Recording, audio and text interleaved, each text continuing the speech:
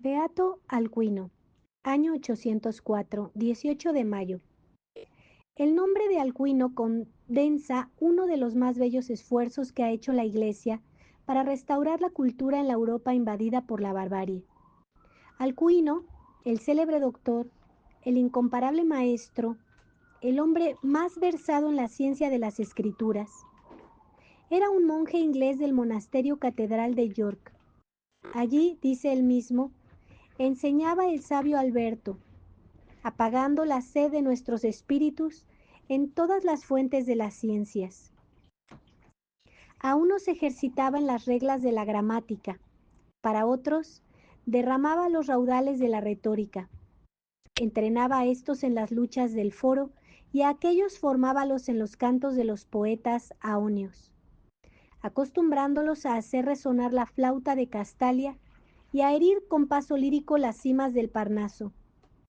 Explicaba el mecanismo de los cielos, los eclipses del sol y de la luna, las 5 zonas del polo, las 7 estrellas errantes, las leyes de los astros, los movimientos del mar proceloso, los temblores de la tierra, las diversas combinaciones de los números y sus formas variadas, y la historia natural del hombre, de los animales domésticos, de los pájaros y de las bestias salvajes.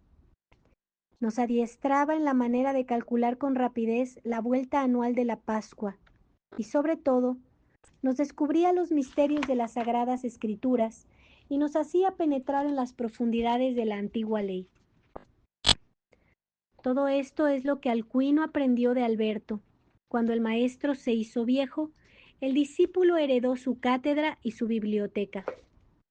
El tesoro de sus libros, escribe él mismo, dióselo al hijo querido, que nunca había abandonado al padre por no separarse de las fuentes de la ciencia. El ilustre maestro los había reunido bajo un mismo techo, trayéndolos de los puntos más apartados del globo. Allí estaban los escritos de los padres antiguos, las obras maestras del genio romano, cuando transmitió a Lacio la Grecia brillante, las lluvias divinas que apagaron la sed del pueblo hebreo y los luminosos resplandores que brillaron en el suelo africano y bajo el cielo de Hesperia. Eran los ingenios más ilustres de la ciencia, del arte, de la elocuencia y de la poesía. El ansia de saber sacó de su patria al maestro de York. Quiso viajar, recorrer las escuelas del continente, llegar hasta Roma, centro de la sabiduría y de la religión. Esto era hacia el año 770. Pasando por Pavía, se encontró con Carlomagno. Fue un encuentro providencial. El emperador, con su habilidad para conocer a los hombres, vio en aquel monje el alma del resurgimiento científico que proyectaba, lo asoció a su fortuna y lo puso al frente de las escuelas del palacio. Alcuino cedió, pero el alma se le partía al tener que despedirse del silencio del claustro. Adiós, celda mía, exclama, dulce y amada mansión. Adiós para siempre. Ya no veré más ni los bosques que te rodean con sus ramas entrelazadas y su verdor florido, ni tus prados llenos de plantas bellas y aromáticas, ni tus estanques donde se mueven los peces, que brillan heridos por el sol, ni tus jardines, donde el lirio crece junto a la rosa. Ya no escucharé a las avecillas que cantaban los maitines, como nosotros, ni las enseñanzas de una sabiduría suave y santa que brotaba de los corazones rebosantes de paz. Celda querida, yo lloro y suspiro por ti. Así es como todo pasa. Desgraciados de nosotros, ¿para qué pondremos nuestro corazón en las cosas que fenecen? Solo a ti, oh Cristo, hemos de amar, porque solo tu amor no defrauda. En el palacio era Alcuino lo que llamaríamos con una expresión moderna el secretario de Instrucción Pública, el que inspiraba todos los proyectos literarios que el restaurador del imperio dictaba en sus cartas y capitulares. Carlomagno se hizo su primer discípulo. Cuando escribía al humilde monje, encabezaba sus cartas con esta fórmula: a mi amabilísimo maestro, y que por mí siempre ha de ser nombrado con amor, Alcuino Flaco. En aquella corte, donde se reunían los hombres más sabios de aquel tiempo, todos tenían su nombre literario, cogido entre los autores más famosos de la antigüedad griega o latina, de la literatura cristiana o hebrea. El rey se llamaba David. Alcuino había tomado el nombre de Flaco, que indicaba sus aficiones poéticas y su admiración por el venusino. El hombre anglosajón era el hombre más a propósito para sostener el entusiasmo del emperador, fascinado por el fulgor de la civilización latina. También su espíritu había salido a la luz de entre las tinieblas septentrionales y sentía por ella verdadero enamoramiento. No ignoráis, decía a su imperial discípulo, cómo en todas las páginas de la Sagrada Escritura se nos exhorta a aprender la sabiduría. No hay nada más sublime para alcanzar la vida bienaventurada, nada más dulce de ejercitar, nada más fuerte contra los vicios, nada más laudable para dignificar al hombre, nada tampoco tan necesario para regir un pueblo y ordenar rectamente la vida como el ornamento de la sabiduría, el prestigio de la ciencia y la eficacia de la erudición. Procurad, oh Señor, que en vuestro palacio todos la amen y la aprendan, y se ejerciten en ella diariamente, para que lleguen a una honrada vejez y luego a una bienaventuranza perpetua. Los sabios que rodeaban a Carlomagno, monjes, obispos, capitanes y cortesanos, todos ellos discípulos de Alcuino, conocían los clásicos como muy pocos los conocen hoy. Para cualquier cosa tenían presta una cita de Virgilio, de Horacio, de Lucano, hasta de Tibulo y Marcial. Algunos de ellos sabían perfectamente el griego y leían en el original los trabajos de Ulises y los discursos de San Crisóstomo. En ciencias conocían todo lo que podía enseñarse en aquel tiempo, y en filosofía podrían escribir tratados sobre el ser y la nada, sobre la esencia, la existencia y la subsistencia. Su conocimiento principal era el de la teología y las sagradas escrituras. Alcuino, poeta insigne, tenía fama de ser el mejor escriturista de su tiempo. Estudiábase también con afán la música. Era muy difícil, decía un escritor de aquel tiempo, conseguir que aquellas voces naturalmente bárbaras llegasen a expresar las modulaciones, las cadencias y los sonidos con el ritmo, unas veces ligado y otras suelto, de los meridionales. Las melodías se les rompían en la garganta antes de salir al exterior. Sin embargo, el canto era una de las cosas en que más se ejercitaban. Cantaban los himnos gregorianos o las gestas nacionales, los nivelungos, recogidas por el mismo emperador, acompañándolas con el arpa pequeña, con la flauta de 2 tubos o con el órgano, del cual hablaba así uno de aquellos santos académicos. Este admirable instrumento, que con ayuda de cajas de bronce y con fuelles de piel de toro, como por arte de encantamiento, lanza el aire a los tubos broncíneos, produciendo un sonido igual cuando brama a los estampidos del trueno, y comparable por su dulzura a los leves suspiros de la lira y del címbalo.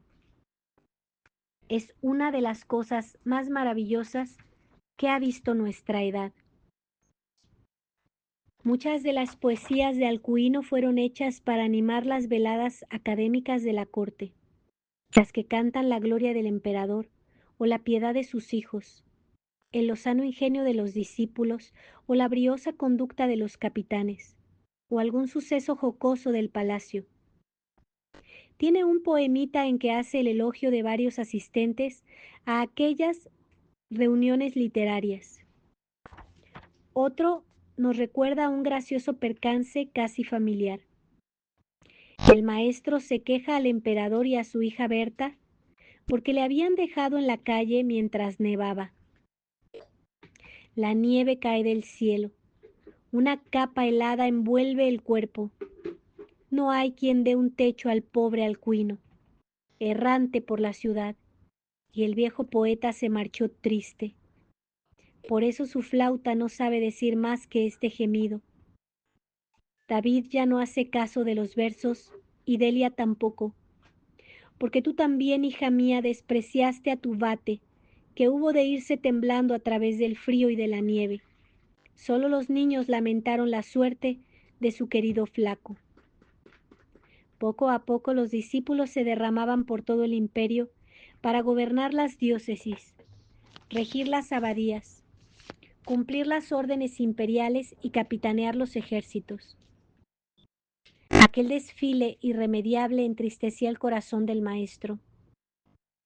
El tedio se ha apoderado de mi alma por vuestra ausencia, escribía en 796 a uno de aquellos jóvenes lanzados ahora lejos de él por las necesidades de la vida. Estoy como huérfano de mis hijos. Dametas en Sajonia, Homero en Italia, Cándido en Inglaterra, Mopso enfermo en San Martín. Considera, hijo mío, cuántas tempestades acosan a tu padre. Al fin, con gran disgusto del emperador, logró también él huir de la corte y refugiarse en el monasterio de San Martín de Tours. Desde su retiro, aquel sol ya moribundo derramó los últimos, los más bellos de sus resplandores. Su voz resuena donde quiera que hay un peligro. Sus cartas llegan hasta la corte bizantina, hasta el patriarca de Jerusalén, hasta los pontífices romanos, hasta los reyes y los obispos y los monasterios ingleses, hasta el pobre pueblo visigodo, víctima del despotismo musulmán y de la herejía adopcionista, que el viejo atleta combate con sus libros y su palabra, venciendo en pública disputa a Félix de Urgel, uno de los heresiarcas. Pero su pensamiento y su mirada siguen fijos en los discípulos dispersos. Para él la enseñanza era una paternidad. Sé piadoso y solícito con los niños, decía, trazando el tipo del maestro. Y vosotros los niños, amad al que os enseña como a un padre, para que la bendición paterna no se aparte de vosotros. En su copioso epistolario hay 2 cartas de entrañable ternura, dirigidas a las que antiguamente escucharon su doctrina. Una vez escribía a los que quedaban en la corte: a mis carísimos hijos, salud perpetua, el Padre. Muchas cosas os diría si tuviese una paloma o un cuervo que con vuelo fiel os llevase mis cartas. Pero me contento con enviaros este saludo, anunciándoos mi prosperidad y deseándoos cuanto un padre puede desear a sus hijos. Tengo ansia de veros y aguardo el cumplimiento de mi deseo con turbación y timidez. Tal vez no sois lo que antes erais. Qué felices aquellos días en que jugaba en medio de vosotros con la seriedad de nuestros trabajos literarios. Pero ahora todo ha cambiado. El viejo cría a otros hijos, gimiendo por la dispersión de los primeros. Pero escuchad el consejo paterno, que vuestra santidad y vuestra religión sean mi alabanza y mi galardón entre los hombres y delante de Dios. Que no lleguen a vuestras ventanas las palomas coronadas que vuelan por las cámaras del palacio. Que no atraviesen vuestras puertas los caballos indómitos, ni busquéis vuestra diversión en los cantos de los osos, sino en los cantos de los clérigos. Todas las cartas de Alcuino están escritas con el corazón. Era una naturaleza dulce, expansiva, llena de optimismo y sinceridad. El olvido de sus amigos le desgarra el alma y hasta se diría que siente celos cuando el demasiado amor a los poetas les hace olvidar a su maestro. A uno de ellos le escribe: quisiera más verte pobre a mi lado que rico lejos de mí. ¿Qué me importan las riquezas si no tengo a quien amo? Tu poder es mi miseria. ¿Dónde está el coloquio dulce entre ambos? ¿Dónde el estudio deseable de las sagradas letras? ¿Dónde el rostro alegre que yo tenía costumbre de mirar? ¿Dónde la comunión de la caridad ejercitada por el amor fraterno? ¿Dónde, al menos, la memoria de mi nombre? Todo un año ha pasado sin haber tenido el consuelo de una carta tuya. ¿En qué pecó tu padre para ser olvidado por su hijo? Ah, si yo me llamase Virgilio, entonces me tendrías constantemente ante tus ojos y meditarías con avidez mis palabras. Pero Alcuino flaco desapareció para ti y Marrón ha ocupado su lugar. Digo estas cosas obligado por el dolor. Tu ausencia y tu olvido son la causa de que haya fijado tan fuertemente mi pluma en la carta. Ojalá llenasen tu pecho los 4 evangelios y no los 12 cantos de la Eneida, a fin de que aquella celestial cuadrija te llevase al palacio del Rey Eterno. Esta palabra íntima y buena se hacía más amorosa, más vibrante, cuando se dirigía a algún discípulo extraviado, a algún hijo pródigo. El padre era entonces más padre, sus brazos más generosos, su acento irresistible. Dulcísimo hijo, hermano y amigo, escribía uno de aquellos pobres juguetes de la pasión. Amabilísimo hijo, cuyo nombre quiero que para siempre quede escrito en la biblioteca celeste. Yo te engendré, te crié, te alimenté y te formé hasta hacer de ti un varón perfecto, adornándote con las artes, iluminándote con el sol de la sabiduría y haciéndote un hombre útil a tu patria. Pero ay, ¿quién dará agua a mi cabeza y fuente de lágrimas a mis ojos para llorar por tu alma, imagen de Cristo que no debe perecer? Ay, ay, alma desgraciada, noble por la sangre de Dios y vil por el cieno del pecado. ¿Por qué dejaste la fuente de la vida y fuiste en busca de cisternas horadadas? ¿Por qué abandonaste a tu padre, el que guió tu infancia, el que te enseñó las disciplinas liberales, el que te introdujo en el camino de la vida? ¿No eres tú aquel adolescente alabado por todos, amable a todos los ojos, deseable a todos los corazones? Ay, ahora te reprenden y detestan. ¿Quién, hermoso niño mío, hijo de la iglesia, lumbre amable y venerable, quién te persuadió a apacentar puercos y alimentarte de bellotas? Ven, cree en la cruz de la misericordia. Tu Padre es piadoso, saldrá a tu encuentro y te recogerá en sus brazos. Aún en Tours, Carlomagno seguía siendo el grande amigo y admirador del maestro anglosajón. Sus cartas llegaban constantemente al monasterio desde Roma, desde Aquisgrán, desde los campamentos de Italia y del Danubio. La mayor parte de las veces eran consultas sobre alguna cuestión literaria, sobre asuntos de gobierno, sobre la evangelización de los sajones. El año 800, Carlos tenía empeño en que Alcuino asistiese a su coronación en Roma, pero recibió de él esta respuesta: ruégote que me dejes acabar en paz la vida junto al sepulcro de San Martín. Toda fuerza se ha apagado en mí, y ya no volveré a encontrarla en este mundo. Deja que el viejo descanse, que rece en la soledad por su rey, a quien tanto ama, y que se prepare en la confesión y en las lágrimas a comparecer delante del juez eterno. Carlomagno tuvo que resignarse, pero contestando a su amigo le decía: es una vergüenza preferir los techos ahumados de Tours a los dorados palacios de Roma. A pesar de su agotamiento, Alcuino seguía componiendo poesías llenas de buen humor y paternal afecto, dictando invectivas formidables contra los herejes españoles Félix y Elipando, comentando las sagradas escrituras y enseñando con la misma pasión que en los días de su juventud a los alumnos de la escuela turonense, que era por la fama del maestro la más concurrida de Europa. Aquí está vuestro Alcuino, decía, escribiendo al emperador, esforzándose por comunicar a los unos las mieles de la palabra divina, embriagando a otros con los mostos de los poetas y los oradores, y a otros alimentándolos con el manjar de las sutilezas gramaticales.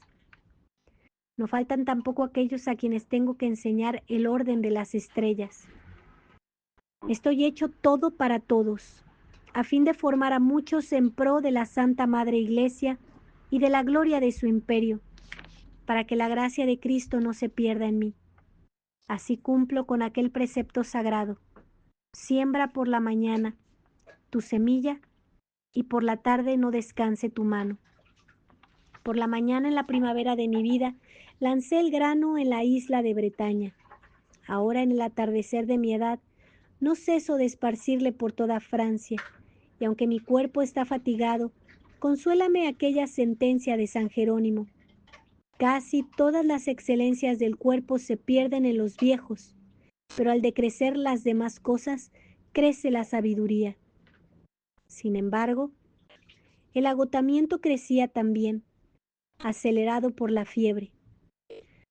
Las cartas de afecto, las poesías, los regalos que le llegaban de todas partes, los médicos que el emperador ponía a su disposición, las hierbas medicinales que le enviaba San Benito Anianense, no consiguieron nada. En 804 escribí el anciano a su imperial amigo: príncipe, mi último deseo hubiera sido verte una vez más antes de morir. He pedido a Dios esta consolación suprema, pero mis pecados me hacen indigno de ella. Ya solo tengo fuerzas para invocar a mis patronos celestiales, a fin de que me protejan en el día del juicio. ¡Qué día tan terrible! ¿Y cómo debemos prepararnos a él? Era la última carta del monje al emperador. En el momento de expirar, Alcuino recobró la palabra que había perdido 3 días antes y pudo cantar su antífona favorita: oh clavis David, oh llave de David, cetro de la casa de Israel, que abres sin que nadie pueda cerrar y cierras sin que nadie puede abrir. Libra de la prisión a este cautivo, sentado en las tinieblas y en las sombras de la muerte. Oh llave de David, cetro de la casa de Israel, que abres sin que nadie pueda cerrar y cierras sin que nadie pueda abrir. Libra de la prisión a este cautivo, sentado en las tinieblas y en las sombras de la muerte. Así murió el diácono Alcuino, el humilde maestro flaco, el cisne transmarino, el peregrino de la ciencia, como él mismo se llamó. Su epitafio decía: yo fui lo que tú eres, un viajero, famoso un día en la tierra, con vano ardor perseguía las alegrías del mundo, y ahora soy polvo, ceniza y pasto de gusanos en la tumba. Beato Alcuino, rogad por nosotros. Beato Alcuino, rogad por nosotros. Beato Alcuino, rogad por nosotros. Ave María Purísima, sin pecado original concebida. Por la señal de la Santa Cruz de nuestros enemigos, líbranos, Señor Dios nuestro, en el nombre del Padre, y del Hijo, y del Espíritu Santo. Amén.